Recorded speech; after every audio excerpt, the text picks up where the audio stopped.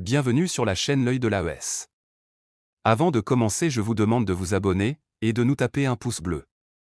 Une motivation du panafricaniste Nathalie Yamb que je vous demande de suivre. Nous l'écoutons, la jeunesse africaine, dans sa majorité, n'aspire pas à construire une société meilleure. Elle aspire à profiter d'un système tordu. Elle court après celui qui distribue le poisson, et elle tourne le dos à celui qui veut lui apprendre à pêcher, dixit Nathalie Yamb. Bonjour, je m'appelle Nathalie Yamb et je viens devant vous aujourd'hui avec ma crinière naturelle déployée parce que nous sommes en mode combat. Depuis quelques jours, on entend parler de violences horribles en Haïti. J'ai même vu des titres de journaux anglo-saxons mettre en avant que des gangs de cannibales régnaient maintenant sur la première république noire du monde. Alors aujourd'hui, on va aller regarder ce qui se passe vraiment en Haïti et on va en profiter pour déconstruire le narratif occidental sur la situation, un narratif qui est malheureusement trop souvent repris sans discernement par des influenceurs ou des analystes de la diaspora qui se satisfont de la propagande que les médias mainstream diffusent. On s'intéresse aux événements au Tchad, au Sénégal, au Sahel, en RDC. On s'émeut de ce qui se déroule à Gaza et on oublie totalement de parler de ce qui se passe en Haïti. Pourtant, c'est exactement ce qui se passe chez nous, ici, en Afrique. C'est le même mode opératoire, ce sont les mêmes acteurs, ce sont les mêmes marionnettistes qui tirent les ficelles en coulisses pour exactement les mêmes raisons. Et si depuis 1800 longtemps là-bas, on avait bien observé ce qui se déroule en Haïti à Saint-Domingue, comme ça s'appelait à l'époque, on aurait pu anticiper beaucoup de choses et déjouer beaucoup de pièges chez nous, en Afrique. Il y a quelques jours, on a vu le premier ministre, que l'on devrait plutôt appeler le premier sinistre de Haïti, Ariel Henry, se rendre au Kenya pour rencontrer un autre élément nuisible, à savoir William Ruto, le président kényan, afin de signer les accords qui devraient permettre aux troupes kenyanes de débarquer sur l'île pour y jouer aux policiers, ou plutôt pour devenir le cache-sexe noir d'une invasion étrangère diligentée par les États-Unis, le Canada et la France, la trinité maléfique qui a tout mis en œuvre systématiquement depuis des décennies et même des siècles d'ailleurs pour que l'État haïtien implose aussi sûrement que l'État libyen en 2011. Et alors que cet imposteur ou cet imposé de Ariel Henry s'apprêtait, nous dit-on, à revenir en Haïti, des gangs ont attaqué des commissariats, bloqué l'aéroport et surtout pris d'assaut les prisons dans l'île, dont le pénitencier national à Port-au-Prince, pour libérer près de 4000 prisonniers eux-mêmes, pour la plupart membres des 10 gangs. Vu du dehors, on pourrait penser que les gangs et Ariel Henry sont dans un antagonisme qui peut dégénérer en guerre civile. Si Ariel Henry n'a pas démissionné, si la communauté internationale là, continue à supporter Ariel Henry, il a mené nous directement dans une guerre civile et qui a débouché sur un génocide. Mais ce n'est pas tout à fait ça.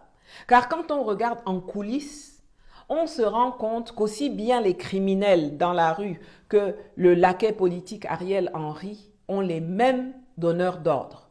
La trinité maléfique USA, Canada, France. Pour ceux qui ne le savent pas, une partie des principaux gangs haïtiens a été fédérée en une coalition criminelle qu'on appelle G9 Famille et Alliés, avec à sa tête un ancien policier devenu gangster nommé Jimmy Cherizier, alias Barbecue, sous l'impulsion de cette femme, une diplomate américaine, Hélène Lalime, qui a dirigé le Bureau intégré des Nations Unies en Haïti jusqu'en mars 2023, et qui était l'âme damnée, la voix dans l'oreille de l'ex-président Jovenel Moïse, assassiné chez lui en juillet 2021, quand il a cessé d'être utile, ou plutôt quand il a eu des velléités de résistance aux ordres venus de ses patrons et de leurs relais locaux, le Corps Group. Il y a aussi une autre grosse coalition de gangsters appelée GPEP, à laquelle appartient Vitellum Innocent, qui porte très mal son nom et qui, lui, est aujourd'hui sur la liste des 10 personnes les plus recherchées par le FBI, car il s'est plu à zigouiller une otage américaine en 2022. Il faut savoir qu'en Haïti, il n'y a plus de députés, il n'y a plus de sénateurs, il n'y a même plus de président depuis l'assassinat de Jovenel Moïse. Il n'y a que le Premier ministre et quelques ministres qui font semblant de diriger, alors qu'en réalité, ce sont des marionnettes aux ordres de puissances étrangères et aussi aux ordres de la bourgeoisie locale qui contrôle toutes les activités économiques, tous les trafics et même les coups d'État. Les voici. Vous remarquez quelque chose? C'est vachement local, non? Ariel Henry, dont les mêmes veulent aujourd'hui se débarrasser après l'avoir bien utilisé, devrait se considérer heureux d'être en exil au Porto Rico depuis quelques jours. Au moins, il est en vie. C'est le moment de rappeler à tous ceux, que ce soit en Haïti ou en Afrique, qui se mettent avec zèle et enthousiasme au service des colons, qu'ils finissent toujours comme des Kleenex, jetés après usage. Aujourd'hui, le pion Ariel Henry a fini de servir. Pour s'en débarrasser, on a activé le pion barbecue. Et on se prépare déjà à faire entrer en scène le nouveau pion politique qui va continuer de dérouler l'agenda d'assujettissement permanent d'Haïti. Peut-être est-ce Guy Philippe, cet ancien chef de la police formé par les forces spéciales américaines, qui a participé au coup d'État contre Jean-Bertrand Aristide en 2004, qui est revenu sur l'île en décembre 2023 après quelques années passées en prison aux États-Unis pour trafic de drogue, trafic pour lequel il a plaidé coupable. Depuis 3 mois qu'il est revenu sur l'île, il bénéficie déjà des services d'un groupe paramilitaire. Ce n'est pas un fait nouveau que les États-Unis placent d'ex-dealers de drogue à la tête d'États étrangers. Ils l'ont fait au Nigeria avec Bola Tinubu, il n'y a pas de raison qu'ils ne le fassent pas en Haïti. D'autant plus que les marionnettistes, les tireurs de ficelles qui sont à l'œuvre aussi bien en Haïti qu'en Afrique utilisent toujours les mêmes mécanismes. Premièrement, des hommes politiques vassalisés. Deuxièmement, des intellectuels aux ordres en attente de visa, de financement ou de reconnaissance occidentale.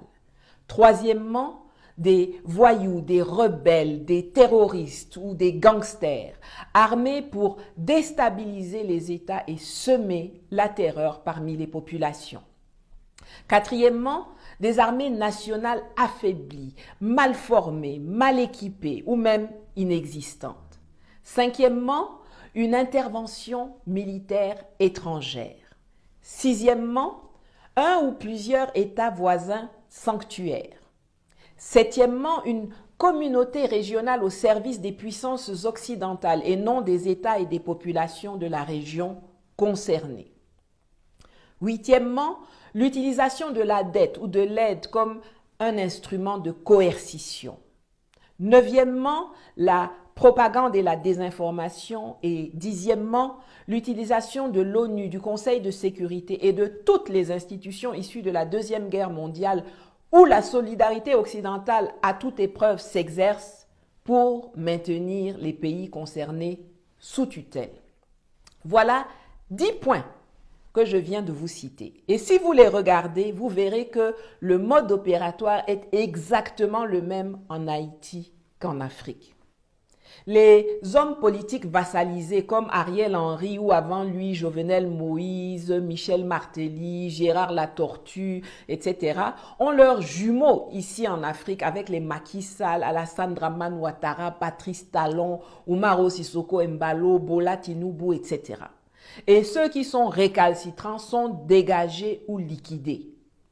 Bertrand Aristide, écarté par un coup d'État sponsorisé par la Trinité maléfique en 2004, peut venir témoigner, à la différence de Jovenel Moïse qui repose 6 pieds sous terre. Et les Occidentaux ont sponsorisé et continuent de sponsoriser les groupes armés terroristes comme le MNLA, la CMA et autres qui déstabilisent le Mali, le Burkina et le Niger, Alors qu'en Haïti, ce sont des gangsters comme Barbecue et son G9 qui sont mis à contribution. Les accords de défense et de coopération militaire de plus de 60 ans avec la France ont résulté en des armées africaines totalement démunies, déstructurées, sous-équipées, qui étaient et qui sont encore pour certaines d'ailleurs la risée du monde. En Haïti, ils ont carrément dissous l'armée depuis 1995. Les USA ont décrété que l'armée ne servait à rien, que de toute façon, eux, ils sont juste à côté, et que la mise en place d'une police était suffisante pour Haïti. Et c'est comme ça qu'on se retrouve avec zéro armée, des forces de police sous-équipées et des gangsters suréquipés qui peuvent se permettre de gaspiller leurs munitions en tirant en l'air à tout va pour effrayer les gens ou pour abattre des dizaines de policiers sans souci, alors que ceux-ci sont obligés d'économiser leurs munitions. Au niveau des États sanctuaires, c'est la République dominicaine qui sert de lieu de repli des déstabilisateurs et de passage pour tous les trafics pour armer les gangs haïtiens. Tout comme à l'époque, quand la France voulait à tout prix installer Ouattara à la tête de la Côte d'Ivoire, c'est le Burkina Faso de Blaise Compaoré et le Mali de Toumani Touré et de Choguel Maïga qui servaient d'État sanctuaire aux milices armées de Guillaume Soro pour chasser Gbagbo. Par une ironie dont l'histoire a le secret, aujourd'hui, 20 ans plus tard, c'est la Côte d'Ivoire d'Alassane Dramane Ouattara qui, avec le Bénin, sert d'État sanctuaire pour déstabiliser le Mali, le Burkina et le Niger. En Afrique centrale, c'est le Tchad qui sert d'État sanctuaire à la déstabilisation du Centrafrique et le Rwanda à celle de la RDC. La toxique CEDEAO en Afrique de l'Ouest, son pendant nuisible dans les Caraïbes, c'est la CARICOM, la Caribbean Community. Et le pendant de l'Union africaine, c'est l'Organisation des États américains. De la même façon qu'ils ont collé la MINUSTA dans les dents des Haïtiens, la mission des Nations Unies pour la stabilisation en Haïti jusqu'en 2017, de la même façon, ils ont déployé la MONUSCO, la MINUSMA, la MINUSTA, l'opération Serval, l'opération Barkhane, l'opération Licorne, l'opération Sabre, l'opération Turquoise en RDC, au Mali, en RCA, en Côte d'Ivoire, au Burkina. Et ces gens-là se comportent pareil. Ils viennent pour violer les enfants et les femmes, distribuer les maladies, piller les ressources, tuer les populations, mais jamais pour éradiquer les faiseurs de troubles. Parce que ce sont les États qui les envoient qui sont les faiseurs de troubles et les parrains des milices, des terroristes et des gangsters. J'avais fait une vidéo sur l'ONU et son mode opératoire. Je vous la mets quelque part ici à l'écran. À la fin de celle-ci, allez la regarder si ce n'est pas déjà fait. Le schéma est toujours pareil.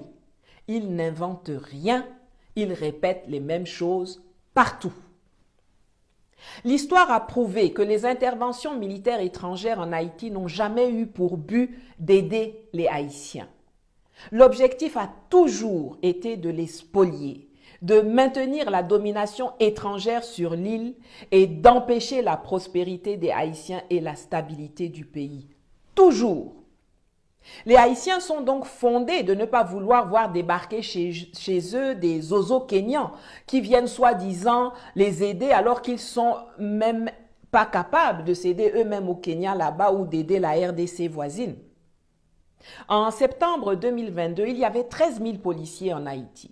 Bon, comme on les tue comme des mouches, peut-être qu'aujourd'hui ils sont 12 000 ou 10 000. Vous pensez que ce que 10 000 policiers haïtiens ne peuvent pas faire, c'est 1000 policiers kenyans qui vont venir faire? Si la communauté internationale voulait aider Haïti, elle enverrait des armes de guerre à la police haïtienne pour leur permettre d'éradiquer tous les voyous qui sont là-bas. Mais comme au Mali, comme en RDC, comme en RCA, elle ne le fera pas parce que ce n'est pas son objectif. L'objectif de la communauté internationale, c'est de maintenir le désordre et de maintenir Haïti comme les autres États sous tutelle. Pourquoi? Parce qu'il faut punir ad vitam aeternam ceux qui ont eu l'audace de fesser l'armée impériale française en 1803 à Vertières et de devenir la première république noire du monde, alors que les Noirs étaient jusqu'alors cantonnés au rang d'esclaves et de serviteurs. Parce qu'ils ont peur qu'on leur réclame des comptes et des réparations pour les vols, les pillages, les spoliations et les rançons qu'ils ont extorqués au cours des années et des siècles passés. Parce qu'il y a des ressources qu'ils convoitent. Après l'Afrique du Sud, Haïti serait la deuxième plus grande réserve d'iridium du monde, un métal rare et nécessaire à la technologie et aux télécommunications. En République dominicaine, il y a de l'or, de l'argent, du cuivre, du nickel, du fer qui sont exploités. Vous pensez que les gisements s'arrêtent comme par magie à la frontière haïtienne, alors que les deux pays sont sur un même lopin de terre au milieu de l'océan? Come on! Je voudrais maintenant m'adresser à mes frères et sœurs d'Haïti. Je voudrais vous dire qu'on pense à vous, qu'on souffre pour vous, qu'on souffre avec vous. Vous êtes nombreux à me suivre et je sais que vous savez que nous sommes nous-mêmes aujourd'hui sur le continent africain en plein milieu d'une lutte de libération pour nous débarrasser des mêmes sauvageons, des mêmes barbares, des mêmes larbins qui vous martyrisent, vous pillent, vous poussent à mourir de faim ou à mourir sous les balles des voyous qu'ils financent. Les vrais cannibales, ceux qui mangent nos vies, ceux qui mangent nos morts, ceux qui dévorent nos vivants, qui nous dévorent vivants, c'est eux. Notre chance à nous, c'est que nous avons des Assimi Goïta, des Ibrahim Traoré, des Abdraman Tiani, ces vaillants militaires qui ont décidé de prendre en main le destin de nos pays, de nous sortir de l'enfer de la domination occidentale en affrontant directement le colon sur le terrain militaire, diplomatique, économique, culturel et politique, et en concluant des partenariats stratégiques qui nous permettent de nous émanciper petit à petit, lentement, mais sûrement. Je ne sais pas combien de temps ça prendra pour que nous soyons totalement débarrassés de ces sangsues américaines et européennes. Mais je veux que vous sachiez que je ferai tout ce qui est en mon pouvoir pour convaincre nos dirigeants de vous aider dès que nous serons en situation de le faire.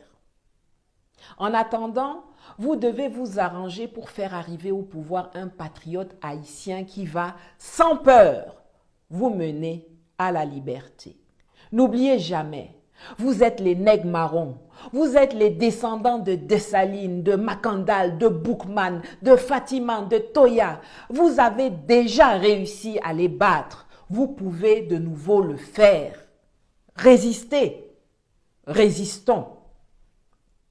N'oubliez pas, s'il vous plaît, de vous abonner, de mettre un pouce debout, de partager cette vidéo avec vos contacts et sur vos réseaux et de commenter, surtout pour mes amis haïtiens, afin de fournir encore plus de contexte et d'explications à vos amis qui vous suivent de partout dans le monde sur cette chaîne. Et si vous le pouvez, merci également de contribuer à mes cagnottes dont les liens sont inscrits plus bas, afin de me permettre de continuer à produire du contenu éducatif. Merci et à bientôt.